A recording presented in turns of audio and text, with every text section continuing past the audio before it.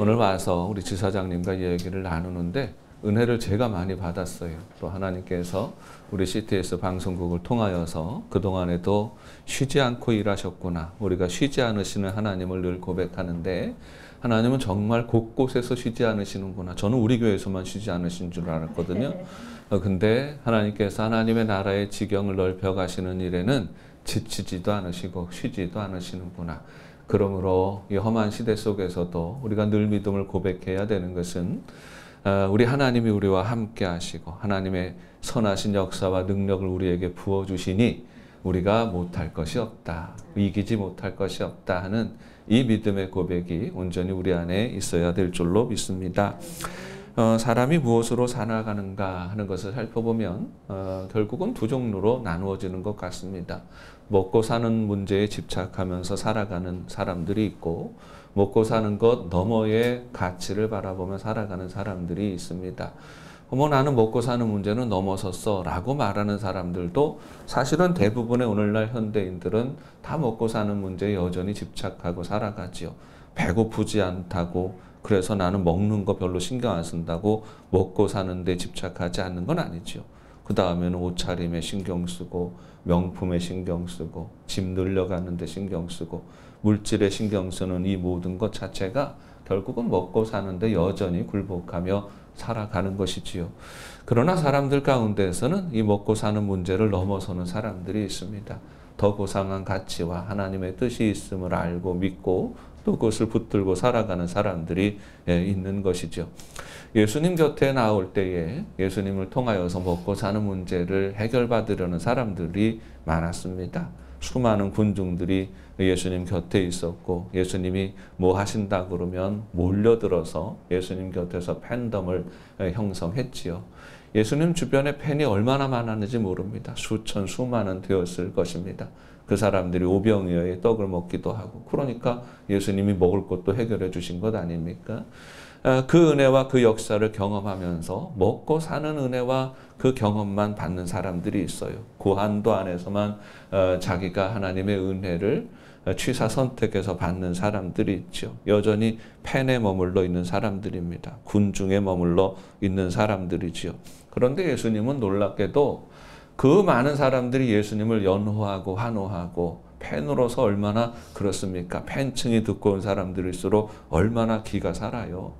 정말 그건 모르는 일이거든요. 저는 부목사 때 청년 사역을 오래 했는데 청년반에서 참 놀라운 부흥이 일어나고 그러면서 이 청년들이 저를 많이 사랑해 주셨어요. 그래서 가끔씩 이제 제가 지은 노래를 불러주고 막 이러면은 애들이 막 좋아서 소리를 막 지르고 막 환호하면 와, 이게 이런 세상이 있구나 하는 생각이 들어요. 가수들이나 이런 사람들이 팬이 많은 사람들이 이래서 사는구나 하는 그런 생각이 들 만큼 누가 나를 칭찬해주고 누가 나를 격려해주고 축복해주고 높여주면 사람들은 그것을 견디지 못하는 겁니다.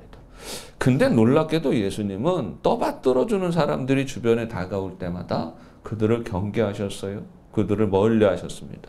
예수님의 주된 관심은 그 가운데서도 온전히 주님의 말씀을 받아들이고 전적으로 헌신할 수 있는 사람을 찾으셨지요. 그 사람들이 제자들입니다. 택하여서 부르시고 하나님 나라를 제대로 가르치시고 그 나라에 온전히 헌신하고 순종하는 사람들을 택하여 부르셨다라고 하는 것입니다. 예수님은 이들을 택하시고 부르시고 훈련시키는데 혼신의 힘을 다하셨지요. 그런데 군중과 제자의 차이가 무엇입니까? 군중들도 예수님을 믿었지 않습니까? 예수님을 따라다녔지 않습니까? 제자들도 예수님을 따라다녔지요. 이들의 차이가 어디에 있을까요? 거기에는 온전한 헌신과 전적인 헌신의 차이가 있는 겁니다. 군중들도 다 헌신한다고 나름대로는 다 그랬죠. 그런데 나름대로 따라가고 나름대로 믿으면서 살아갔던 사람들, 나름대로 다 떠나가 버리게 되는 것입니다. 그런데 자기의 모든 것을 버려두고 전적으로 예수를 바라보고 붙잡았던 사람들은 끝까지 남게 되는 것이죠. 마태복음, 마가복음, 누가복음에 동일하게 등장하고 똑같이 표현되어지는 말씀이 있습니다. 제자에 관한 말씀이에요. 아무든지 나를 따라오려거든 자기를 부인하고 날마다 자기 십자가를 지고 따를 것이니라. 이 말씀을 주셨습니다. 제자들을 향하여서 말씀하실 때 제자란 자기를 부인하는 사람이다. 그리고 자기 십자가를 기꺼이 지고서 주님을 쫓아가는 사람이다 라고 주님은 가르쳐 주시는 것이죠. 전적으로 헌신하고 전적으로 모든 것을 내려놓고 인생의 가치관이 전혀 달라진 그런 상황 속에서 주님을 바라보고 붙들며 살아가는 사람들을 온전한 제자다라고 말할 수가 있는 것입니다. 오늘 본문의 말씀은 예수님의 제자됨에 있어서 아주 획기적인 사건을 기록하고 있습니다. 왜냐하면 제자들이라고 할지라도 처음부터 다 그렇게 온전히 전적으로 헌신하지 못했어요. 사실 제자들은 다 내려놓고 쫓았지요. 자기 배를 내려놓고 아버지를 버려두고 가족을 버려두고 그리고 예수를 따랐잖아요. 그렇다고 그것을 전적인 헌신이다 라고 말할 수는 없는 거예요. 물질적인 것을 내려놓았지만 온전히 예수님을 바라보고 붙들지는 못했던 겁니다. 그러니까 예수님이 붙잡혀 가실 때에 제자들은 다 도망쳐 버렸어요. 베드로는 예수님을 3번이나 부인하기까지 예수님을 모른다 했던 사람입니다. 그렇게 실패하는 인생이었죠. 누구나 제자가 되고자 한다고 제자가 될 수는 없는 겁니다. 그런데 성령을 경험하고 부활하신 예수님을 만나고 성령을 경험하고 난 이후에 제자들이 완전히 바뀝니다. 완전한 제자의 모습이 되어지는 것이지요. 그리고 첫 번째 일으킨 사건이 바로 오늘 본문의 사건인 것입니다. 은과 금은 내게 없거니와 내게 있는 것으로 내게 주노니 곧 나사렛 예수의 이름으로 일어나 걸으라. 세상을 살아가는 그 삶의 권세와 능력이 은과 금의 권세가 아니라 이제 제자들은 예수 이름의 권세로 살아가는 법을 배웠고 알았던 거예요. 그걸 경험하면서 살았던 것입니다. 사도행전 3장의 사건 이후로 놀라운 일들이 초대교회 안에 일어납니다. 제자들이 가서 하나님의 말씀을 선포할 때마다 역사가 일어나요. 병자들이 일어납니다. 소경이 눈을 뜨고 앉은 뱅이가 일어나고 심지어는 죽었던 자가 살아나죠. 이 모든 일들이 어떤 일입니까? 예수님이 계실 때 일어났던 일이에요. 예수님이 제자들과 함께 계실 때 예수님이 일으켜 주셨던 그 기적과 이적과 기사가 이 제자들의 삶 가운데서 동일하게 나타나는 겁니다. 그 제자들이 어떻게 할 때 일어납니까? 주 예수 그리스도의 이름을 믿음으로 선포할 때에 놀라운 역사가 일어나고 또 그 역사가 일어나면서 수없이 많은 사람들이 주님께로 나오고 하나님 나라의 지경이 확장되어지는 그 경험을 하게 되는 것입니다. 여러분, 제자는 무엇으로 사는 사람인가? 제자는 예수 이름의 권세로 살아가는 겁니다. 여러분, 평생을 살아오면서 예수 이름의 권세를 경험해 보신 적이 있으십니까? 실제로 삶의 모든 자리에서 삶에서 부딪히는 모든 문제 상황 속에서 정말 예수 이름을 선포하며 그렇게 기도할 때 역사가 일어나는 것을 경험하셨습니까? 그 경험을 붙들고 살아가는 삶이 되시기를 바랍니다.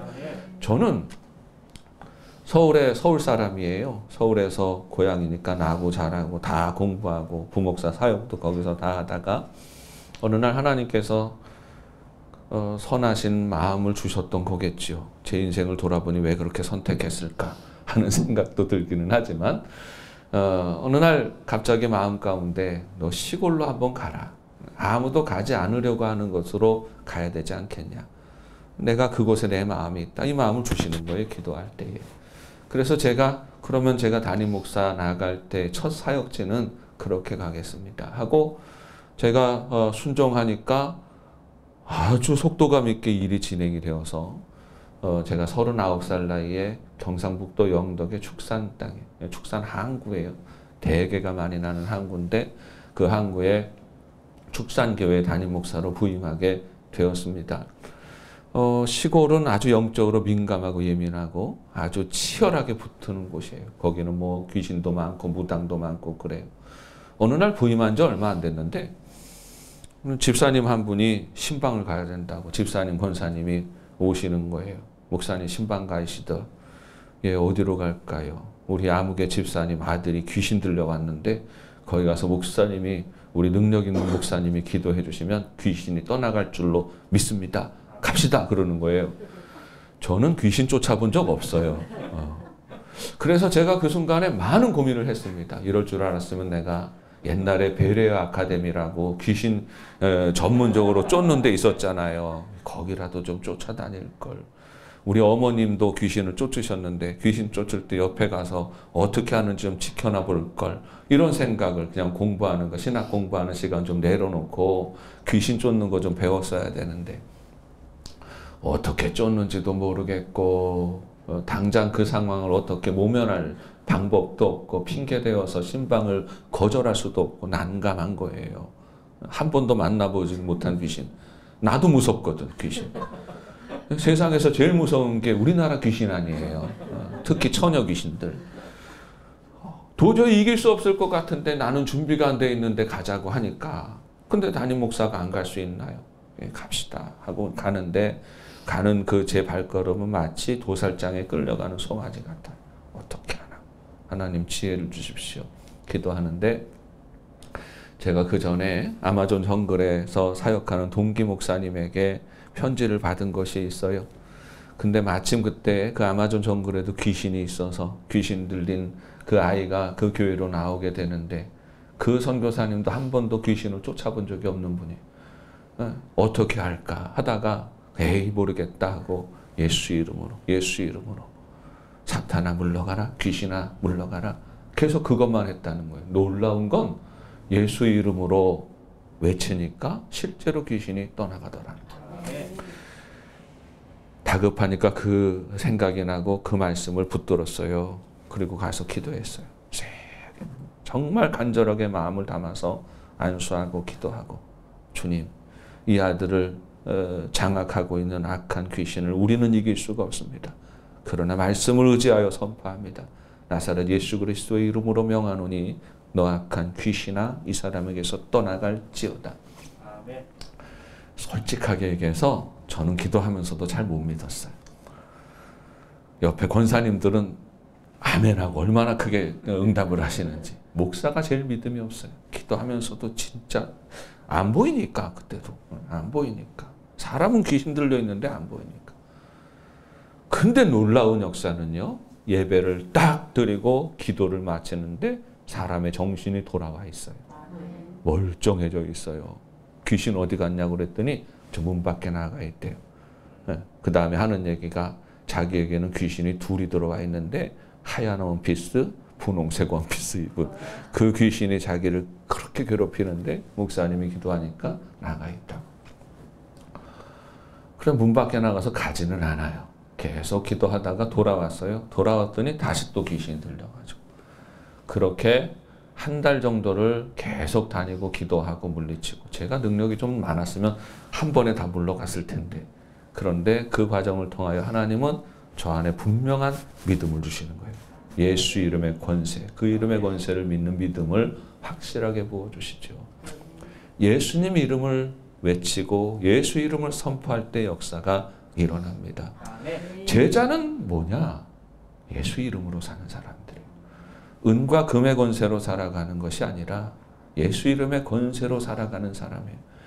베드로와 요한이 예수 이름의 권세로 선포할 때 안진뱅이가 일어나고, 이후로 지속적으로 초대교회 안에 예수 이름의 권세가 가득하게 되고 교회는 부흥하고 하나님 나라의 지경이 확장되었어요.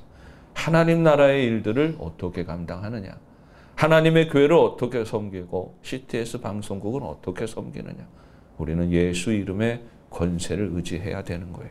어떤 상황 가운데도, 어떤 시련 가운데도 우리는 놓지 말아야 되는 게 있어요. 우리는 은과 금으로 살아온 것이 아니라 예수님의 이름의 권세로 살아온 것이죠.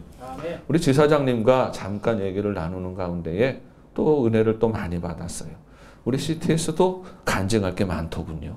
저는 분명히 해운대에 있었던 거로 아는데 또 코로나 기간 중에 또 사옥을 장만하고 옮겨오고 하는 그 모든 과정 가운데에서 피눈물 흘리는 시간이 있었는데, 그러나 그때에 도리어 감사하고 기도할 때 하나님께서 기적적으로 또 이 사업을 허락하여 주시고 옮겨오게 하셨습니다. 기적이죠. 예수 이름의 권세로 말미암는 기적이 우리 CTS 방송국 안에서도 일어나는 것입니다. 저희 교회에서도 그런 일이 일어나고요. 곳곳에서 그런 일이 일어납니다. 하나님 나라의 지경이 확장되어지는 것은요, 예수님 이름의 권세를 믿고 선포하는 사람들을 통하여서 그 일이 일어나는 거예요. 그런데 하나님께서 이렇게 한 번 일을 이루셨으니까 그 다음엔 우리는 어떻게 살아가야 될까요? 한국교회가 예수 이름의 권세와 그 능력을 힘입어서 오늘까지 왔어요. 하나님의 기적을 보면서 살아왔어요. 그 기적을 보면서 은과 금도 많아졌어요.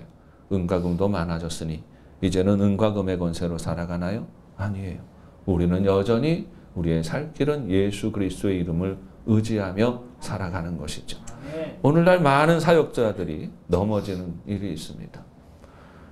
살다가 보니까, 사역하다 보니까 이제는 은과 금의 권세도 필요해 라는 생각을 슬그머니 하게 되는 것이죠. 저는 얼마 전에 아주 불쾌한 경험을 하나 했습니다. 그게 뭐냐 하면 우리 친구 목사들이 이제 서울에 많이 있는데, 이제 서울에 이제 동사 목사로 올라간 친구 목사가, 그 담임 목사님이 하시는 이야기가, 아무개 목사, K 목사, 뭐 하느라고 돈도 못 모으고 집도 하나 없어. 목사 중에 집 없는 사람 당신밖에 없어. 그러다라는 거예요.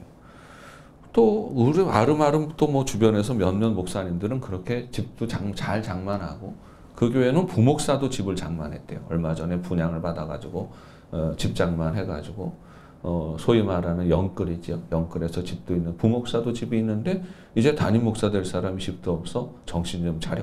그러더라는 거예요. 그러니까 이 친구 목사가 자괴감을 가지게 되는 거예요. 야, 이거 정말 내가 잘못 살았나? 내가 인생을 잘못 살았고 목회도 잘못했나? 이런 생각이 들더라는 거예요. 제가 그 소리 듣다가 부해가 치밀었어요.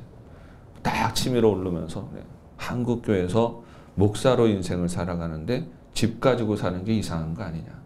어디서 이상한 삶을 살아가는 사람이 정상적인 삶을 살아가는 사람들한테 함부로 잘못 살았네, 잘 살았네, 그따위 소리를 하는 거냐. 저는 승질나면 그냥 막 퍼붓거든요. 어디서 잘못 산 사람이 잘 산 사람들에게 그렇게 얘기하는. 전심을 다해서 목회를 하고 교회를 섬기고 앞장서서 헌금하고 살았으면 어떻게 목사가 우리 나이에 한국에서 서울에다가 집을 장만해가지고 살 수 있느냐. 그리고 그 집 장만하는 것이 뭐가 그렇게 중요한 거냐. 아주 되게 신경질이 나가지고, 그 친구는 아무 죄도 없는데 막 퍼붓다가 그냥 그렇게 왔어요. 저는 집도 없습니다. 빚만 있어요. 한국에서 목회자로 살아가는 거 그거 아닙니까? 그렇게 살아가는 거 아니에요? 근데 그게 부끄럽지 않아요. 하나님께서 필요한 만큼은 채워주시고 굶지 않게 지금까지 살려주셨고 앞으로도 그렇게 하실 거예요. 저는 예수 이름의 권세를 의지하고 지금까지 살아왔고 앞으로도 그렇게 살 겁니다. CTS는 사옥을 장만했어요. 집이 있네요. 집이 있으니까 이제는 기도하지 않아도 되는 것 아닙니다. 이 사옥이 CTS를 지키지 않고, 건물이, 집이 우리를 지키지 않아요. 물질이 우리를 지키지 않아요. 예수 이름의 권세가 우리를 지키고 우리를 인도하신다는 사실을 우리는 잊어서는 안 되는 겁니다. 예수 이름의 권세가 교회를 지키고 예수 이름의 권세가 하나님의 나라를 지킵니다. 그리고 그 역사는 지금도 곳곳에서 일어나고 있어요. 오늘 이제 와서 얘기를 듣다가 이 기도회에 대한 이야기를 듣고 은혜를 얼마나 많이 받았는지 몰라요. 여러분, 이 기도회가 CTS의 생명입니다. 예수 이름 의지하고 예수 이름 붙들고 오늘까지 살아왔으니 앞으로도 예수 이름 의지하고 주의 이름 선포하며 우리 주님께 귀하게 쓰임받는 우리 CTS 복된 방송국 되시기를 바랍니다.